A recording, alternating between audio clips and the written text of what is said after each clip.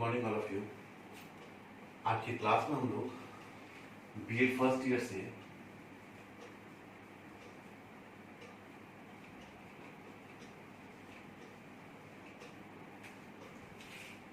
Paper C3 को देखेंगे और पेपर C3 के अंतर्गत हम लोग चैप्टर नंबर 12 को डिस्कस कर रहे थे।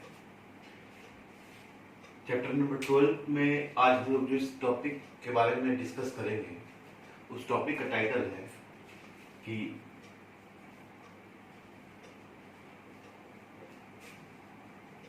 कक्षा कक्ष में वातावरण संबंधी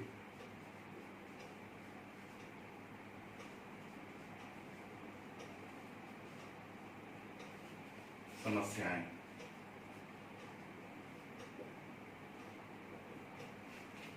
आज की क्लास में हम लोग इसी टॉपिक को डिस्कस करेंगे कि कक्षा कक्ष में यानी क्लासरूम में वातावरण संबंधी समस्याएं कौन कौन सी डिफिकल्टीज आती हैं क्लासरूम में इन्वायरमेंट को लेके, उसके बारे में देखना है। हमारा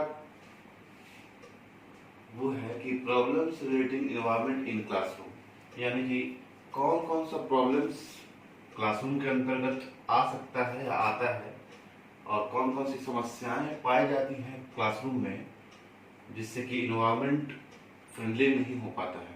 तो फ्रेंडली इन्वायरमेंट नहीं होने के विभिन्न कारण हैं जिसे हम लोग बिंदुवार समझेंगे, यानी कि पॉइंट वाइज समझेंगे कि ऐसे कौन कौन से बात है, ऐसे कौन कौन से कारण हैं जिससे कि क्लासरूम फ्रेंडली इन्वायरमेंट तैयार नहीं कर पाता है।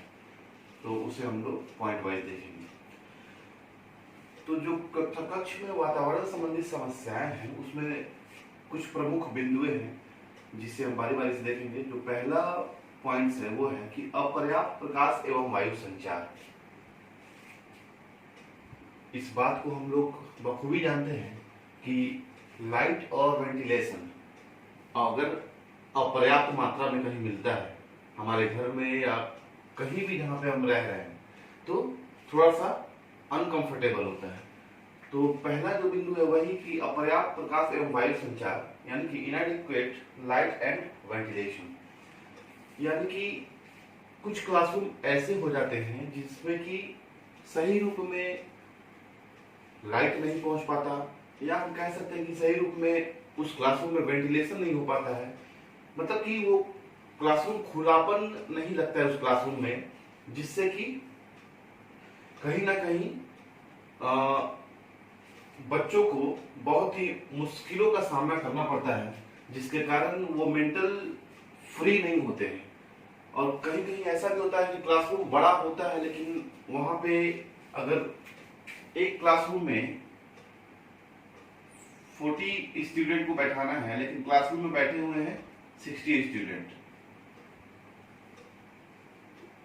तो अगर 40 की जगह पे हम लोग 60 स्टूडेंट्स को बैठाते हैं तो उस क्लासरूम का माहौल क्या होगा।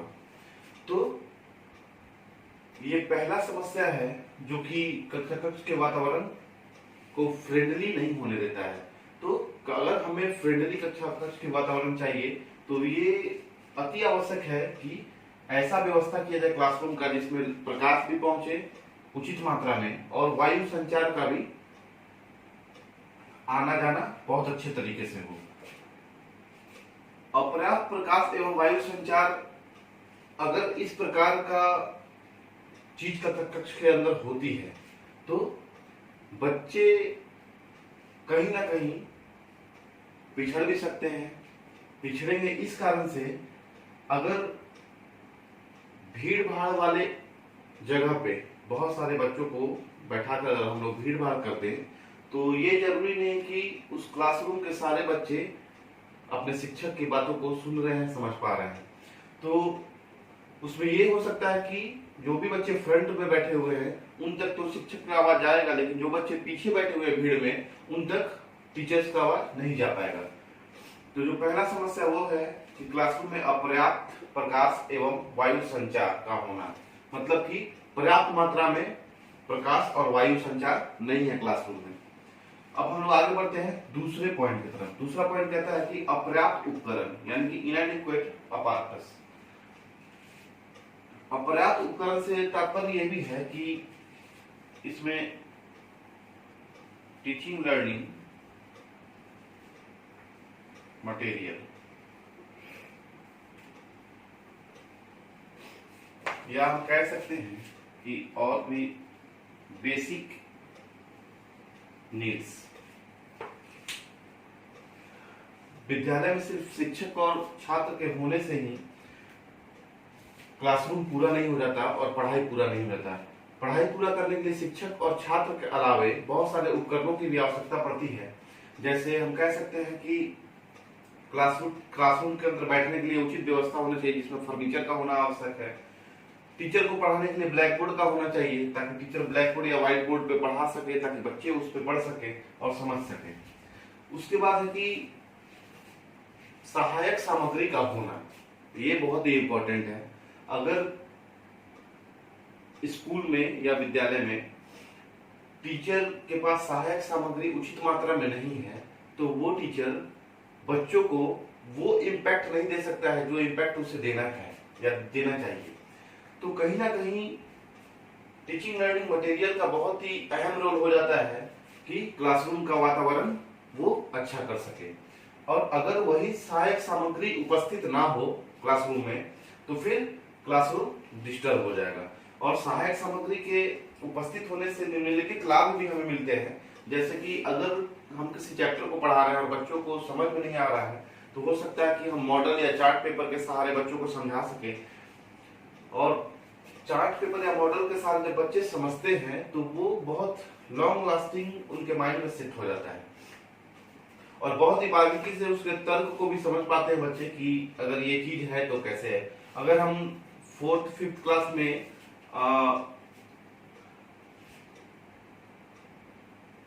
पृथ्वी के बारे में पढ़ा रहे हैं, अर्थ के बारे में पढ़ा रहे हैं, तो ये जरूरी है कि एक ग्लोब होना चाहिए हमारे पास। ग्लोब होगा तो हम ज्यादा से ज्यादा इफेक्टिव क्लास कर सकते हैं और आकर्षक क्लास को बना सकते हैं। और जब आकर्षक क्लास बन जाएगा तो जाहिर सी बात है कि बच्चे रुचिपूर्ण तरीके से क्लासरूम में हिस्सा लेंगे और सारे चीजों को पढ़ेंगे और टीचर जो भी समझा रहे हैं उनकी बातों पर ध्यान देंगे। तो कहीं ना कहीं ये एक महत्वपूर्ण समस्या है कि जहाँ सहायक सामग्री की उपलब्धता नहीं है या बेसिक नीड्स जो है क्लासरूम में वो चीज फुलफिल नहीं हो रहा है, तो अपर्याप्त उपकरण का होना भी एक समस्या है। उसके बाद थर्ड पॉइंट जो है कक्षाओं के एक दूसरे के निकट होना, यानी कि नियरनेस ऑफ क्लासरूम। ये भी एक गंभीर समस्या है, क्योंकि आज के समय में विद्यालय का निर्माण बहुत ही छोटे छोटे जगहों पे हो जा रहा है और जगह कितना भी छोटा हो, क्लासरूम तो आपको बनाना ही बनाना है। तो उस हिसाब से भी एक क्लासरूम के बगल में एक क्लासरूम है, क्लासरूम के बगल में एक क्लासरूम, और एक जो सर्टेन डिस्टेंस मेंटेन होना चाहिए वो डिस्टेंस मेंटेन नहीं हो पा रहा है दोनों क्लासरूम के बीच में, तो वो भी एक समस्या है। और समस्या नहीं, वो एक गंभीर समस्या है, क्योंकि अगर इस क्लास में अगर कोई चीज की पढ़ाई हो रही है, बच्चे हैं, शिक्षक हैं, सारी बातें हो रही हैं, और बगल वाले क्लास में भी सारी बातें हो रही है टीचर के द्वारा या बच्चों के द्वारा, तो एक क्लास का आवाज दूसरे क्लास में जाएगा और दूसरे क्लास का आवाज इस क्लास में आएगा, तो इससे क्या होगा कि कंसंट्रेशन खराब होगा। तो कहीं ना कहीं ये भी एक महत्वपूर्ण समस्या है कि कक्षाओं के एक दूसरे के निकट होना, यानी कि बहुत ही नजदीक एक क्लासरूम का होना एक दूसरे के। अब इस संदर्भ में जो हमारा लास्ट पॉइंट है वो है कि अनुशासनहीनता की समस्या, यानी कि प्रॉब्लम्स ऑफ इनडिसिप्लिन। अनुशासनहीनता से तो सब कोई वाकिफ होगा, क्योंकि टीचर के सामने अनुशासनहीनता की समस्या आना ही आना है। आप लोग आज ट्रेनिंग टीचर हैं, आप लोग कल को किसी न किसी स्कूल में जाइए, किसी न किसी विद्यालय में जाइएगा अपनी सेवा को देने के लिए, तो आपको भी इन समस्याओं से बाहर आना होगा। और अनुशासनहीनता की समस्याओं में सबसे बड़ी बात है कि क्लासरूम में बैठे हुए जो पीछे के बालक होते हैं विशेषकर, तो वो क्लासरूम का अनुशासन भंग करने की कोशिश करते हैं। बहुत बार ऐसा भी होता है कि आप एज अ टीचर अगर क्लासरूम में कोई अनुशासनहीनता का काम कर रहा है तो आप उसे दंड देते हैं, लेकिन वो दंड को स्वीकार नहीं करता है। और जब दंड को स्वीकार नहीं करेगा तो जाहिर सी बात है कि वो क्लासरूम का अनुशासन भंग करने की कोशिश करेगा। तो अनुशासनहीनता की अगर हम बात करते हैं तो ये गंभीर समस्या है क्लासरूम का जो इन्वायरमेंट है उसको खराब करने के लिए। क्योंकि अगर 30-40 स्टूडेंट एक क्लासरूम में है तो जरूरी नहीं है कि 30 और 40 जो भी पूरे के पूरे स्टूडेंट अनुशासनहीनता की तरफ अपनी भावना को रखते हैं। उसी में 2-4 बच्चे ऐसे होते हैं जो क्लासरूम को नहीं चलने देना चाहते हैं, या किसी न किसी बात को लेकर डिस्टरबेंस करेंगे, या किसी न किसी बात को लेकर बात करेंगे खुद और फंसाएंगे दूसरे बच्चे को, ताकि दूसरे को दंड मिले, या किसी दूसरे बच्चे को डिस्टर्ब कर रहे हैं, या जो भी क्लासरूम में टीचर पढ़ा रहे हैं तो अननेसेसरी टॉक करके टीचर को डिस्टर्ब करना कि आप ऐसा कर रहे हैं, आप ऐसा कर रहे हैं, कहीं ना कहीं अनुशासनहीनता को दर्शाता है। और वही अनुशासनहीनता क्लासरूम का जो इन्वायरमेंट है उसको खराब करता है। तो इस प्रकार से हम लोगों ने देखा कि कक्षा कक्ष में वातावरण संबंधी समस्याएं, यानी कि problems relating environment in classroom. कौन कौन से प्रॉब्लम क्लासरूम के इन्वायरमेंट को खराब करने में उत्तरदायित्व निभाते हैं।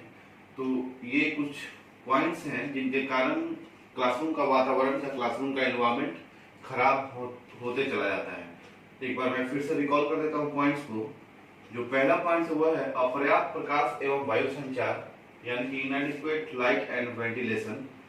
मतलब ये है कि क्लासरूम में बहुत बार लाइट और वेंटिलेशन का अभाव पाया जाता है, तो वहाँ पे एक अच्छा वातावरण निर्माण नहीं हो पाता है और बच्चों को भी सुखद अनुभूति नहीं होती है क्लासरूम में उस जगह पे जहाँ पे लाइट और वेंटिलेशन की अभाव है। उसके बाद सेकंड है अपर्याप्त उपकरण, यानी कि इनएडिक्वेट अपैरेटस। हम कह सकते हैं कि अपर्याप्त उपकरण से तात्पर्य है कि जो भी क्लासरूम में बेसिक नीड्स होना चाहिए, जो भी बेसिक इक्विपमेंट्स होना चाहिए, उन सब चीजों का भी कमी कहीं ना कहीं समस्या उत्पन्न करता है। थर्ड है कक्षाओं के एक दूसरे के निकट होना, यानी कि नियरनेस ऑफ क्लासरूम। ये भी एक महत्वपूर्ण समस्या है, क्योंकि एक क्लासरूम के बगल में दूसरा क्लासरूम और दूसरा क्लासरूम के बगल में तीसरा क्लासरूम, तो इन सारे क्लासरूम के बीच का जो डिस्टेंस है वो बहुत कम होने के कारण भी समस्या उत्पन्न होता है। क्योंकि समस्या इसलिए भी उत्पन्न होता है कि अगर इस क्लास में कोई बात हो रहा है या किसी भी प्रकार का पढ़ाई चल रहा है तो बगल वाले क्लास में जाएगा आवाज, और बगल वाले क्लास में अगर कोई पढ़ाई चल रहा है तो इस क्लास में आवाज आएगा, तो आवाज से कंसंट्रेशन खराब होगा और बच्चे सही तरीके से अपने आप को कंसंट्रेट नहीं कर पाएंगे। और जो लास्ट है अनुशासनहीनता की समस्या, यानी कि प्रॉब्लम्स ऑफ इनडिसिप्लिन। तो इनडिसिप्लिन तो कहीं भी, सिर्फ विद्यालय में नहीं, इनडिसिप्लिन अगर हम अपने लाइफ में भी करते हैं तो कहीं ना कहीं हमें खुद को समस्याओं में अपने आप को पाते हैं। उसी प्रकार क्लासरूम में भी इनडिसिप्लिन जब होता है बच्चों के द्वारा तो क्लासरूम में अच्छा एनवायरनमेंट नहीं बन पाता है। तो इस प्रकार से ये टॉपिक भी हम लोग डिस्कस कर चुके हैं। अब नेक्स्ट क्लास में चैप्टर नंबर 12 का लास्ट टॉपिक हम लोग डिस्कस करेंगे, जिसका टाइटल है, जो नेक्स्ट क्लास में हम लोग टॉपिक को डिस्कस करेंगे वो है कक्षीय समस्या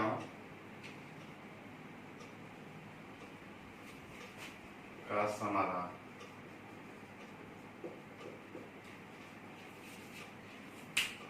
नेक्स्ट क्लास में हम लोग इसी टॉपिक को डिस्कस करेंगे, कक्षीय समस्याओं का समाधान।